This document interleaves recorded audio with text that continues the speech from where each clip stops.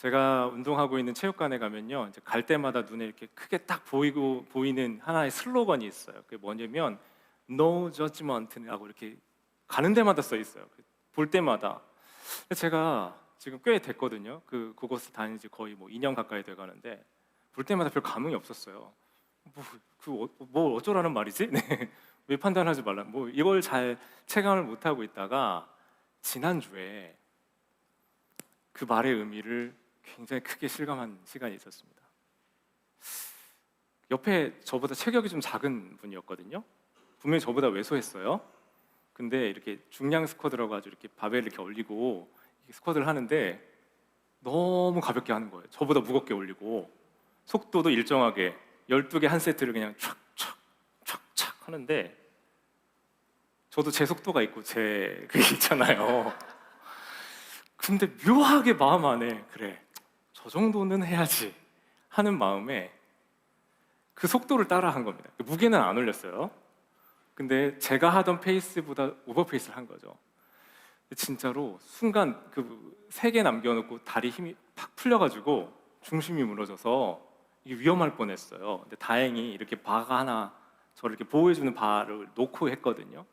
그래서 빠지면서 거기 이제 걸쳐지면서 죽지 않고 살아났습니다.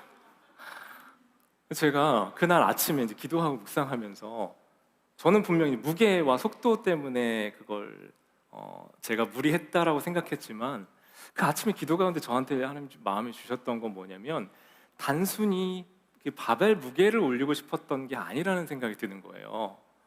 제가 뭘 본 거예요? 옆에 있는 사람 너 졌지만 매일 보는데 옆에 사람 판단하고 그러면서 나를 판단해서 적어도 이 정도는 해야지. 저 사람도 저렇게 하는데 난 저보단 나아야지 라는 생각을 했던 겁니다. 그 마음의 근원 안에는 내면의 깊은 부분, 제 안에 있는 부분들을 보면 단순하게 그 무게 들었던 게 문제가 아니고요, 남의 무게, 남의 속도, 남의 어떠함을 기준으로 삼고 있었던 걸 넘어서서 있는 그대로는 안 된다, 있는 그대로 충분하지 않다.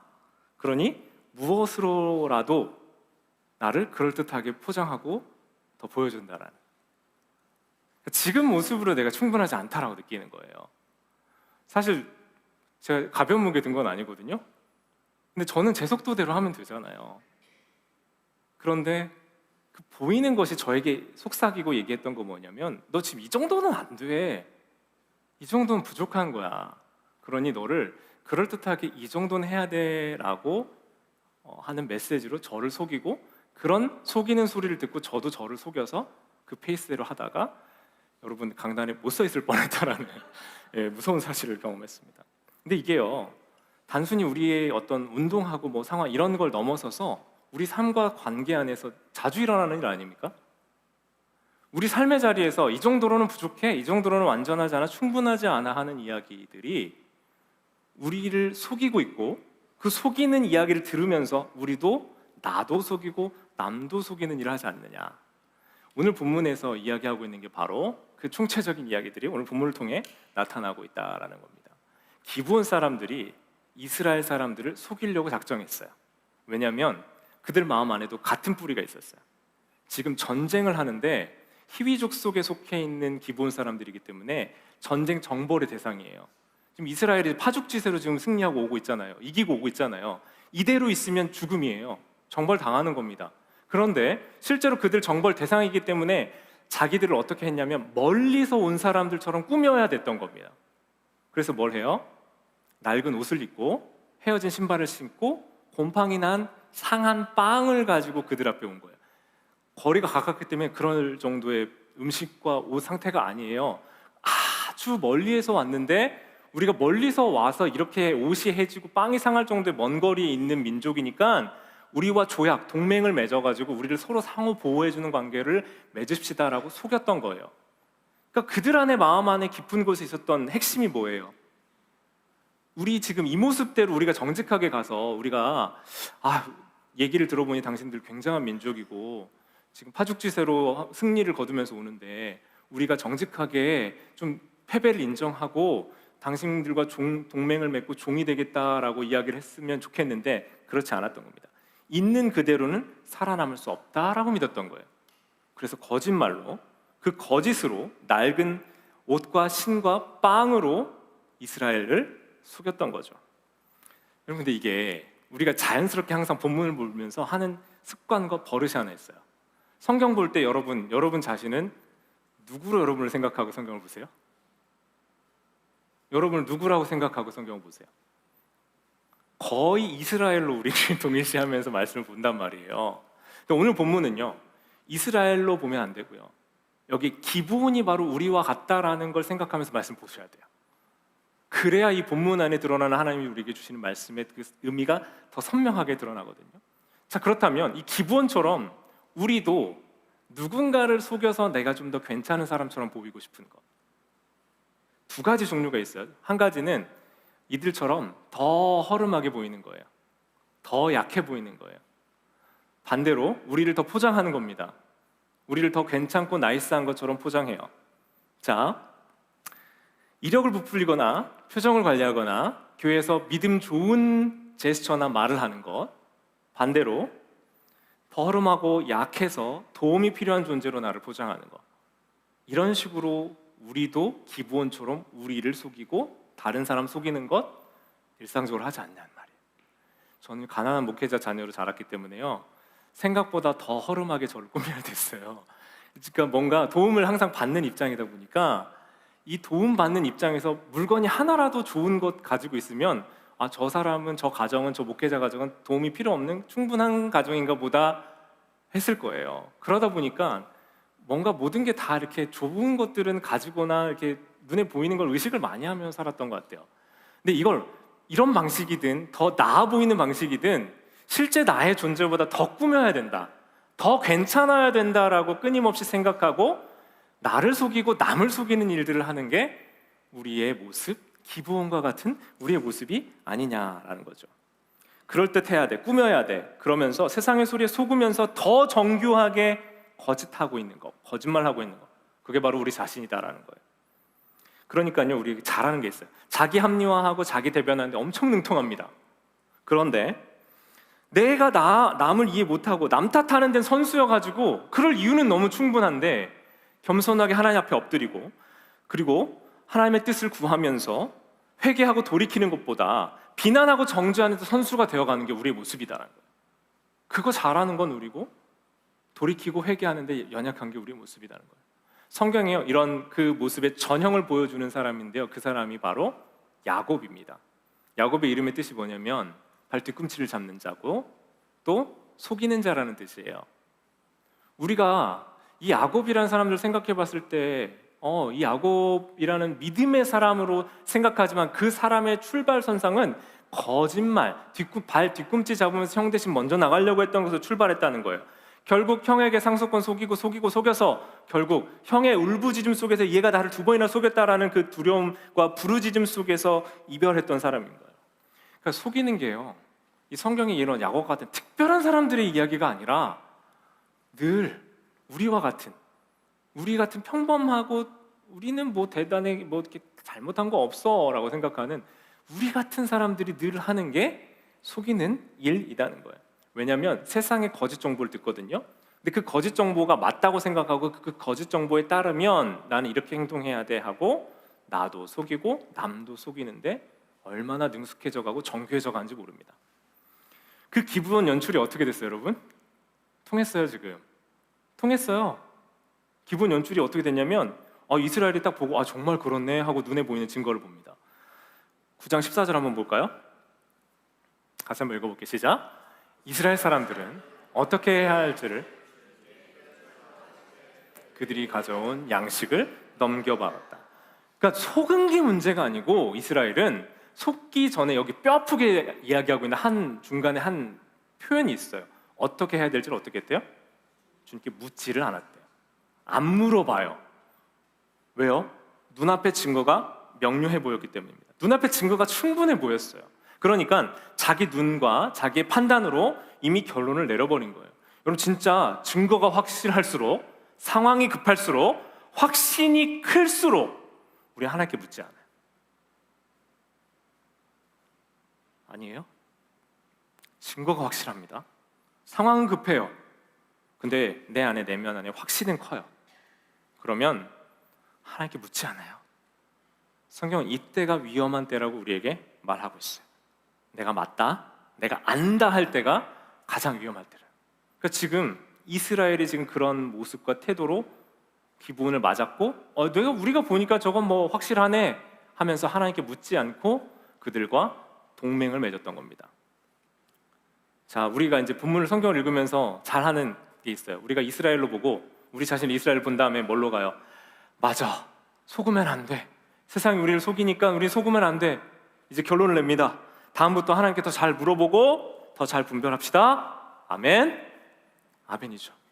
근데요, 이렇게 이 본문의 결론을 내버리면 뭘 하는 거냐면 세상이 이야기하는 종교적 결론의 한 가지에 더 추가를 하는 겁니다. 더 분별력 있는 나, 더 실수 없는 나를 만들어서 나를 지키려고 하는 거예요. 이 출발의 뿌리가 다른 것 같은데요, 세상은요 어디로 가요? 남 속여서라도 더 잘 먹고 잘 살아야 되라고 얘기해요. 어떻게든 노력해서 너의 노력을 통해서 살아남아야 된다라고 얘기합니다. 종교는요 다른 방향으로 가는 것 같아요. 그러면 안 되고 너를 더 가꾸고 더 잘해서 흠이 없어져서 안정되고 더 문제없는 삶으로 가야 돼라고 얘기해요. 방향은 다른 것 같아요. 근데 뿌리는 어디예요? 똑같아요. 내가 잘해서 내가 좀 더 괜찮은 사람이 되고 내가 노력해서 더 훌륭한 삶과 인생을 완성하자는 거예요. 그런데 여러분 정말 그래요? 우리의 분별력은요 우리를 구원할 만큼 밝지가 않아요. 우리의 노력은 우리를 지킬 만큼 강하지 않다고요. 근데 그거 붙들으면서 오늘 성경의 결론으로 그렇게 살아야지, 성실하게 살아야지라고 나를 지키는 이야기를 하고 있는다고 해서 이것이 바로 예수님이 하나님이 우리에게 주시고자 하는 말씀의 중요한 핵심이냐고요. 물론 하나님 앞에 잘 분별하고 깨어 있어야지 하는 건 그 말씀 아멘으로 받으시면 됩니다. 그런데 그렇게 노력하고 그렇게 애쓴다 할지라도 결과는 비슷할 거라는 거예요. 이스라엘이요 지금 3일 되지 않아 가지고 우리 속았다는 걸 알았어요. 금방 들통이 납니다. 자, 9장 19절 보세요. 그 속임당해서 맺은 언약이 어떻게 되냐면 지금 이스라엘이 생각할 때 이건 되면 이거 어떡하지 해야 되는 이 일이 일어났어요. 그런데 모든 지도자들이 온 회중에게 이렇게 말합니다. 우리가 주 이스라엘 하나님의 이름을 두고 그들에게 맹세하였기 때문에 그들을 해칠 수 없습니다. 하나님의 이름이 걸렸기 때문에 하나님의 이름으로 인해서 맹세한 그것으로 인해서 그들을 해칠 수 없다고 이야기하는 거예요. 여기서 이 신실함이라는 단어, 신실함, 속이는 세상에서 신실하게 어떻게 살 수 있을까에 대한 고민이 시작되는 거예요. 실제로 기브온이 이제 이 이스라엘과 가까워졌잖아요. 약속을 하고 화친을 맺었잖아요. 그것 때문에 그 지역에 있던 5나라의 연합군에게 공격을 받기 시작합니다. 연합 왕들이 연합을 해서 이 기브온을 쳐들어 와요. 그리고 이 여기를 멸망시키려고 합니다. 그때 이스라엘에게 도움을 청하는 거예요. 우리 올라와가지고 이 종들을 버리지 말고 우리 좀 도와주세요 하고 이야기하는 거예요. 그러니까 여호수아가 그 이스라엘 백성들은 자기들을 속였던 기브온을 향해 가서 전쟁을 합니다. 하나님께서도 그들에게 가라고 하세요. 두려워하지 말아라. 내가 그들을 너희 손에 넘겨주었다라고 약속을 하신다고요. 자, 잘 보세요. 속인 사람은 누구예요? 어려운 거 안 물어보죠? 속인 사람 누구예요? 기브온이죠. 근데 피를 흘리는 사람 누구예요? 이스라엘이에요. 여기서 좀 이상함을 느끼셔야 돼요. 저 이 본문을 보면서 여기서 잘 넘어가지지가 않았어요. 죄 지은 사람은 기브온인데 그 죄값으로 피를 흘린 사람은 이스라엘이 됐다. 이스라엘이 하나님의 이름 때문에 신실하려고 하다가 뭐 하냐고요? 피 흘려요. 죽음이 일어나요. 그 안에서. 아니, 신실하게 살아려고 하는 사람들이 피 흘리고 거짓말로 속인 사람은 문제가 없는 거. 이게 정상이에요? 저는 이게 문제가 있다고 느껴졌어요. 여호수아 9장 23절 보면요, 결국 기브온은 저주를 받습니다. 이 일로 인해서 당신들이 우리를 속였기 때문에 당신들은 저주를 받아서 영원히 종이 되어 우리 하나님 집에서 나무를 패고 물을 깃는 일을 하게 될 것이죠. 근데 이 저주를 보세요. 이 저주도 마음에 안 들어야 돼요. 이 사람들이 어디에 있게 됩니까? 전 어려운 거 안 물어보죠, 여러분. 어디에 있어요? 하나님의 집에 있어요. 비록 나무 패고 물 깃는 시종 드는 일이라 할지라도 그들은 이 하나님의 집에서, 하나님 전에서 가장 가까운 곳에서 일하는 하나님의 백성에 일하는 사람들이 된다는 거예요. 이것도 마음에 안 들어야 되는 거 아니에요? 아니, 그들이 거짓말하고 사기쳐가지고 그들은 피 흘림 없이 하나님의 집 안에서 보호받고 하나님의 일을 하는 백성들이 된다라는 거예요. 나중에요, 기브온은 이 회막의 예배의 중심지가 되기 때문에 속이는 자 값을 치르는 것 같지만 그 속였던 그 자리를 통해서 예배자의 삶을, 예배의 자리 안에 속하는 사람들이 되어버렸다는 거죠. 이거 여러분, 저주받아 마땅한 그 기브온이 하나님 곁에 머물게 되고요, 속임당한 이스라엘은 어때요? 핏값을 흘려서 그 핏값을 지불하게 되는, 그러면서 이스라엘의 신실함이 된 장면이 됐다라는 거죠. 사랑하는 성도 여러분, 우리 지난주 우리 지난주 전수님 설교셨습니까?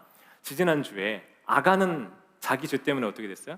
돌무더기에 깔려 죽었죠.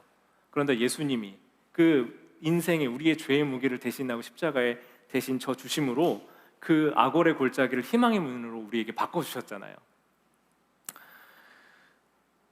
우리가 우리 자신을 이스라엘로 생각하면 기분이 되게 나쁘거든요.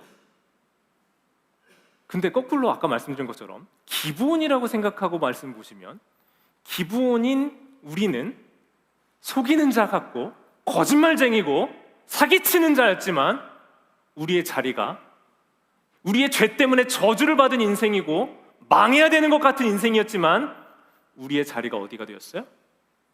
하나님을 예배하는 자리에 속한 사람들이 되었다는 거예요.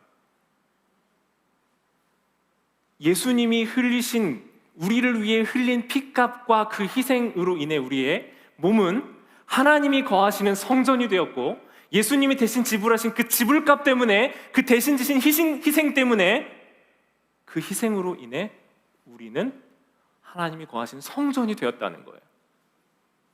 근데 여러분, 하나님은요 공의로우신 분이잖아요. 공의라는 말이 되게 어려워서 제가 웬만하면 쓰지 않으려고 하거든요. 근데 좀 쉽게 표현하면요, 공의는요 옳으면 옳았다고 하고 틀리면 틀렸다고 하는 게 공의예요. 근데 옳고 그름을 정확하게 따지는 것과 사랑하는 것, 이 두 가지가 같이 가기 쉬워요, 어려워요, 여러분? 자녀들 양육하시면서 느끼시죠? 아니면 친구와의 관계 안에서, 우리 만나는 만남 사이에서 옳고 그름을 반드시 따져야 되는 분이 있어요. T이신 분들, 이거는 정확하게 얘기를 해야 돼 하시는 분도 있죠. 감정적으로 이건 좀 그래도 이해해 줘야 돼, 그냥 좀 극단적으로 얘기하자면 이 T와 F의 싸움이, 이거 같이 가기 힘들어요. 세상은요 공의와 사랑이 같이 갈 수 없는 곳입니다. 예를 들면 잘잘못을 가려야 되면 사랑이 빠지죠. 사랑으로 용서하자면 공의의 잘잘못이 가려질 수가 없는 거예요. 세상 그래서 어떻게 하냐면 이 중간에 어느 지점에서 만나는 게 최상이라고 보는 거예요. 이게 세상이 이야기하는 선택적, 그 분별적 정의인 거죠. 그런데 오직 딱 한 분데 하나님은요 공의로우신 분이라 죄와 사랑이, 하나님의 용서와 구원이 같이 있을 수가 없어요. 그런데 그 죄와 용서가 오로지 같이 있을 수 있는 것이 바로 십자가라는 거예요. 기브온과 같이 속이는 자들, 거짓말쟁이들, 사기꾼과 같은 우리를 그 심판하고 판단해야 되는 하나님의 공의로는 하나님이 그냥 두고 야 이거 그냥 없다 쳐, 괜찮아, 아무것도 아니야 라고 이야기하지 않으시고, 괜찮으냐, 아무 문제 아니라고 얘기하지 않으시고, 그 문제를 해결하기 위해 심판하셔야 되는 분이 대신 그 값을 지불하는 사람이 되셔서 그 사람의 잘못을, 그 희생과 죽음을 통해 이것이 아무것도 아닌 게 아니라 대신 지불되었다라고 말씀해 주신다는 거죠. 지금 이스라엘의 흘린 피가 그런 의미예요. 이스라엘의 피가 바로 예수님이 자기의 육체로 흘리신, 누군가 대신 지신 대속의 죽음이 있어야만 이 사랑과 정의가 완성이 되는 거예요. 그러니까 사랑하는 성도 여러분, 나무에 달려서 나무를 패는 종의 역할을 하던 기브온, 자기 잘못 때문에 저주를 받은 거지만 죄 없는 예수님이 나무에 달려 죽으심으로, 갈라디아서 3장 13절 말씀 볼까요? 그리스도께서 우리를 위하여 저주를 받은 사람이 되심으로써 우리를 율법의 저주에서 속량해 주셨습니다. 기록된 바 나무에 달린 모든 사람은 모두 저주를 받은 사람이다. 그러니까 죄가 그냥 없다고 치는 게 아니고요, 그 죄값을 대신 지불해 줌으로 인하여 그 죄가 없다고 용서가 되는 거예요. 우리의 구원은 바로 여기에 있어요. 이 세상에 많은 종교들이 제가 그냥 집사님 그 괜찮아요, 그거 아무것도 아니에요 라고 이야기하면서 넘어가는 건 용서가 아니에요. 그 값이 대신 지불되었기 때문에 괜찮아야 돼요. 복음이 우리에게요, 그거 아무것도 아니에요, 아무 문제 없어요, 그거 괜찮아요 라고 얘기하지 않아요. 하나님의 정의는 반드시 그 죄가를 물으십니다. 이게 죄의 무게예요. 우리가 반드시 유념해야 되는 죄의 무게라고요. 그런데 그 죄를 있는 그대로 돌무더기 아래 깔려 죽게 하지 않으시고 우리를 예수 그리스도의 십자가 구원으로 우리에게 피 흘림을 대신 흘려주시고 나무에 달려 대신 저주에 당해 죽으심으로 인해 우리에게 뭘 하신 거예요? 그 값을 내가 지불했다라고 말씀해 주신 거예요.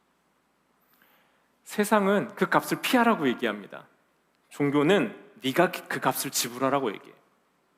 복음은 예수님이 그 값을 모두 지불하셨다라고 말씀해 주신 거예요. 제가 목회자 오늘 아침에요, 이제 계속 어제부터 이 말씀이 여러분들에게 이 대속이 전달되는 게 쉽지 않을 것 같아서 계속 기도하고 묵상하면서 오늘 아침에 일어나면서 기도하면서 번쩍 떠올랐던 생각이 한 가지가 있어요. 제가 어렸을 때 저희 아버지가 그 작은 개척교회 목회자다 보니까 교육을 받는 게 쉽지가 않잖아요. 그리고 저는 학원 갈 돈이나 그런 여유가 없었어요. 근데 신기하게도 피아노 학원, 합기도 학원, 그리고 교육을 받기 위한 학원들을 저는 꽤 많이 다녔어요. 근데 저희 집 형편을 그때를 생각해 보면 저는 학원 갈 수 있는 형편이 아니었거든요. 그래서 어떻게 그게 가능했냐? 저희 아버지가 집 근처에 있는 학원에 가는 거예요. 가서 저희 집과 목회 상황들을 이렇게 구구절절 설명을 하시면 학원 원장님의 그 극률한 마음이 임하여서 원장님들이 거의 공짜로, 정말 최소한의 금액을 받거나 거의 공짜로 저를 학원에 다니게 해주셨던 거예요. 근데 어린 마음이 어땠을 것 같아요? 싫었죠. 창피하기도 하고 너무 싫었거든요. 저는 그게 공짜로 다닌 거라 생각했어요. 좀 창피하게, 진짜 집에 돈도 없어가지고 이제 가난해서 진짜 아쉬운 소리 하면서 다녀야 되고, 중학교 때도 무료 급식 받고 중식 지원 받고 점심 지원 받으면서 이거 참 창피하다, 부끄럽다라는 게 어린 저의 솔직한 마음이었습니다. 오늘 아침에 저는 그게 공짜가 아니었다는 걸 알게 됐어요. 그 값을 누가 치른 거예요? 아버지가 치렀던 거예요. 제가 이제 아버지가 되니까 알겠는 거예요. 내 자녀, 아무리 사랑하는 자녀여도 가서 나의 상황과 처지를 이야기하고 어려움을 이야기하며 도와달라고 이야기하는 게 쉬웠을까? 아버지는요, 아버지의 수치와 부끄러움, 그 형편을 그 학원 선생님에게 말함으로써 저에게 그 학원비를 대신 치러주셨더라고요. 그걸 제가 그때 알았더라면 더 당당했을 것 같아요. 그래, 아버지의 수치와 부끄러움으로 치러진 값이니까 더 열심히 하고 더 기쁘게 좀 더 성숙했더라면. 근데 그때는 그러기가 쉽지가 않았을 것 같아요. 사랑하는 성도 여러분, 로마서 8장 1절에 이렇게 얘기합니다. 잘 아시는 말씀. 그러므로 그리스도 예수 안에 있는 사람들은 정죄를 받지 않습니다. 정죄를 받지 않는다라는 건요, 죄가 있지만 죄인으로 취급받지 않는다라는 거예요. 너 죄 짓는 거 아무것도 아니라고 이야기하는 게 아니고요, 네 마음대로 해도 된다라고 이야기하는 게 아니라 그 값을 예수님이 십자가에서 나무 위에서 치러주셨기 때문에 그 죄값을 치른 것 때문에 너에겐 더 이상 죄가 있다라고 칭해지지 않는다고 말씀하신다는 거예요.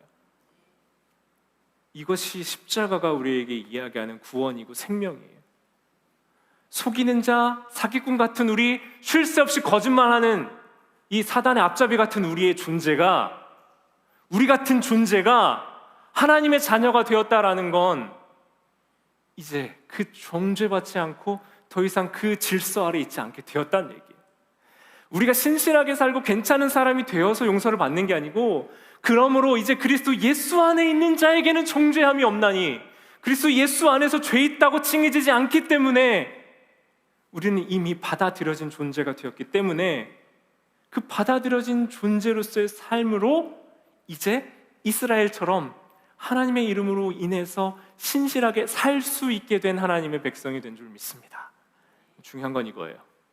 여러분이 아무리 신실하게 살려고 노력해 보세요. 여러분 한계를 마주하죠. 여러분 저도 한계를 느껴요. 저의 직함 때문에, 저의 위치 때문에, 목회자라는 저의 롤 때문에 저 한계 느낍니다. 더 사랑하긴 힘들어. 더 용납하고 받아주긴 힘들어. 라는 저 한계를 느껴요. 내가 하려고 해서 그 의로움을 따내려고 하면 전 못할 것 같아요. 그런데 나 같은 인간, 나 같은 죄인, 나 같은 거짓말쟁이, 나 같은 사기꾼을 죄 있다 하지 않으시고 대신 피 흘리신 그 예수 그리스도의 피 흘리심 때문에 내가 그분께 받아들여진 존재가 됐다면, 그 받아들여진 나는 그 받아들여진 사람다운 삶을 이제는 좀 살 수 있게 된 거 아니에요? 좀 살아야 되는 거 아니에요? 그걸 알고 체감하고 느끼는 사람만이요. 우리가 그토록 부러워하고 자랑스럽게 여기는 이스라엘, 그 이스라엘의 옛 이름이 뭔지 아세요? 야곱이에요. 그 야곱을 바꾸어 하나님의 백성 이스라엘로 불러주셨어요. 우리같이 속이는 자, 사기꾼, 거짓말쟁이를 하나님의 백성으로 바꿔주셨다고요. 1941년도 아우슈비츠 얘기는 많이 들어보셨죠? 거기서 이제 사람들이 탈옥하려고 하니까 거기 본보기를 보여줘야겠다 했는지 10명의 사람을 처형하기로 합니다. 이 탈옥하면 이렇게 되는 거야, 집단으로 다 같이 고생하는 거야 라는 예를 보여주고 싶어요. 그리고 나서 10명의 사람들이 무작위로 사출이 돼서 아사 감옥에 굶어 죽는 곳에 갇혀집니다. 근데 한 사람이 울부짖는 거예요. 내 아내는, 내 아들은 어떻게 합니까? 하고 거기서 울부짖고 있어요.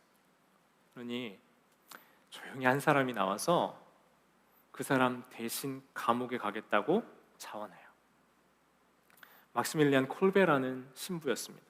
그리고 실제로 그는 그렇게 죽음을 당합니다. 이제 이후에 전쟁이 끝나고 그 먼저 죽을 뻔했던 그 사람은 나중에 결국 수용소에서 풀려나 자유를 얻게 됩니다.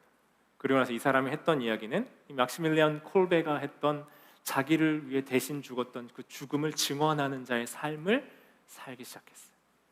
그것이 그의 남은 인생 가운데 했던 겁니다. 울부짖고 부르짖었던 그의 인생, 그 남은 인생이 어땠을까요, 여러분?